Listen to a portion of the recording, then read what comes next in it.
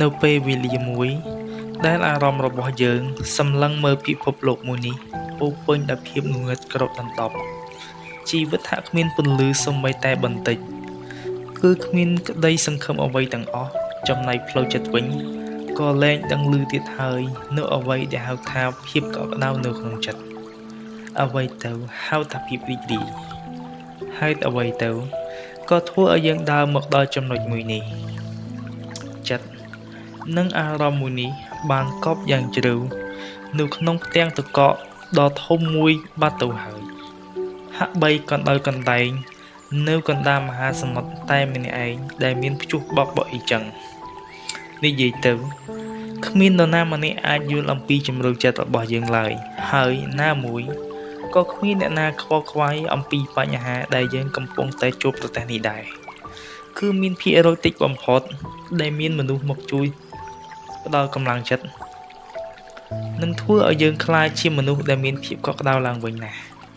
ប្រសិនបើមានមនុស្សមកជួយស្រង់យើងចេញពីភពដ៏អាក្រក់នេះ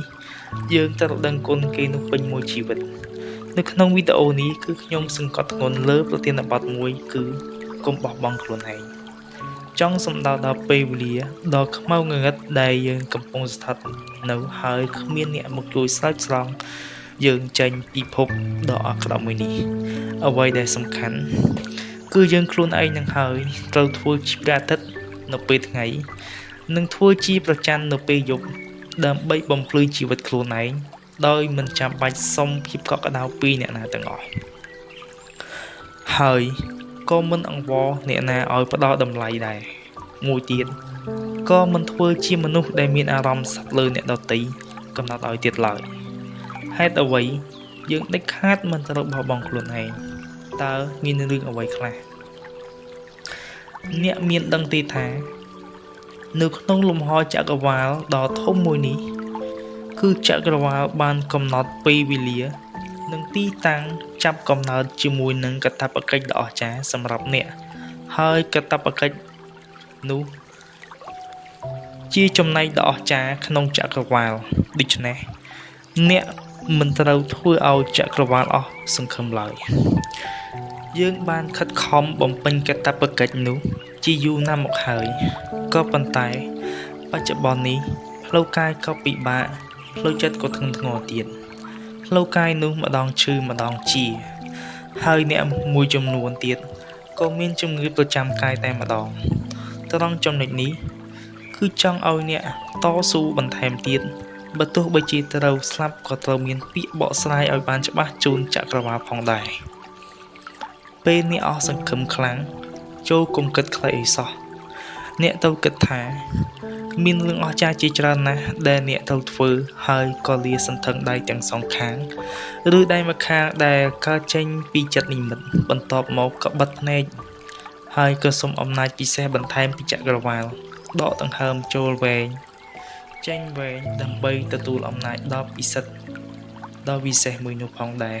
ឲ្យជ្រាបពេញរាងកាយហើយក៏ចាប់ផ្ដើមធ្វើការងារអ្នកចុះ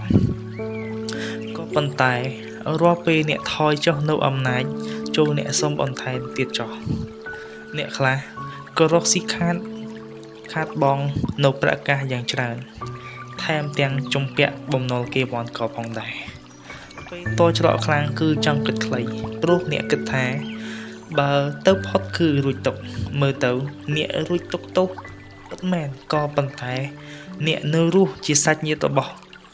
អ្នកបែរជាទទួលទុកទោសគ្រប់យ៉ាងដែលអ្នកបន្សល់ទុកឲ្យរឿងនេះបើអ្នកធ្វើបែបហ្នឹងគឺអ្នកអាត្មានិយមខ្លាំងណាស់ដូច្នេះរឿងរ៉ាវបញ្ហាកំហុសគ្រប់យ៉ាងដែលអ្នកបានសាងឡើងអ្នកត្រូវតែប្រឈមមុខដោះស្រាយវាបើមិនដូច្នេះទេអ្នកមិនក៏បីឡើយចំពោះសាច់ញាតិសិនបើអ្នកគិតវេះអ្វីដែលសំខាន់គឺរកវិធីដោះស្រាយរហូតដល់ដង្ហើមចុងក្រោយទើបជារឿងដ៏ត្រឹមត្រូវជាទីបំផុតជាក់ស្ដែងយើងអាចមើលឃើញពីការតស៊ូក្រាញននាលឬបំរាស់ខ្លាំងណាស់ដើម្បីដោះស្រាយប្រាក់ដែលជំពាក់គេការខិតខំរបស់បងប្អូនជាច្រើនខិតខំរកស៊ីប្រកបមុខរបរផ្សេងដោយមិនខ្លាចការនឿយហត់អ្វីឡើយស្មារតីនេះហើយដែលខ្ញុំ ចង់ឲ្យបងប្អូនទាំងអស់គ្នាបានឃើញនិងរៀនសូត្រតាមសម្រាប់អ្នកខ្លះទៀតកើតមានវិបត្តិផ្លូវចិត្តក៏ព្រោះតែសេចក្តីស្នេហាដ៏អាក្រក់តែងតែមកលងបន្លាចជានិច្ចកាលស្នេហាមួយដែលធ្លាប់តែមានភាពផ្អែមល្ហែមនៅសុកក៏ប្រែទៅជាអាក្រក់ដែលធ្វើឲ្យភាគីទាំងសងខាងឬភាគីតែម្ខាងទទួលរងភាពឈឺចាប់ផ្លូវចិត្តហើយមានអ្នកមួយចំនួនឈានទៅរកការគិតខ្លីនោះឯងក៏ព្រោះតែបំភ្លេចការឈឺចាប់នោះមិនបាន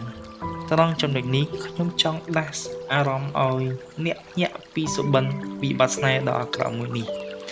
អ្នកដឹងទេថាទុំរំអ្នកមានរូបរាងនិងអាយុប៉ុណ្ណេះឪពុកម្ដាយរបស់អ្នកបានចិញ្ចឹមអ្នកអស់ធនធានយ៉ាងច្រើនណាស់បើអ្នកមានកូនហើយអ្នកបែរជាគិតខ្លីបញ្ចប់ជីវិតខ្លួនឯង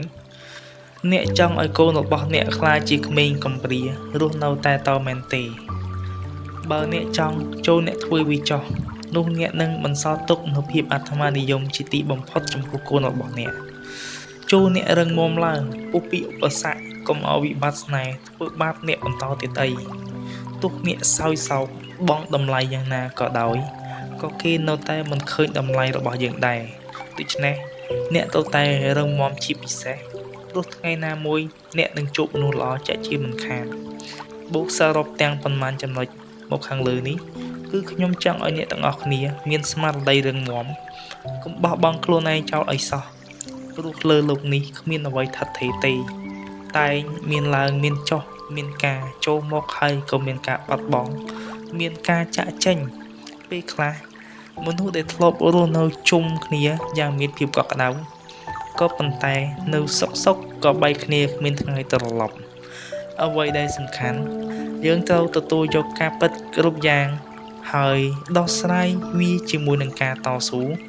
រួមផ្សំនឹងពេលវេលាដាច់ខាតកុំបោះបង់ខ្លួនឯងនោះថ្ងៃណាមួយអ្នកនឹងប្រសើរឡើងសូមអរគុណសម្រាប់ការសន្តាប់នៅវីដេអូមួយនេះសូមជូនពរពុកម៉ែបងប្អូនទាំងនេះជួបតែពុទ្ធពរទាំង5ប្រការគឺអាយុវណ្ណៈសុខៈពលៈនិងបដិភានៈកំបីគ្លៀងទៀតហើយសូមអរគុណជួបគ្នានៅវីដេអូក្រោយ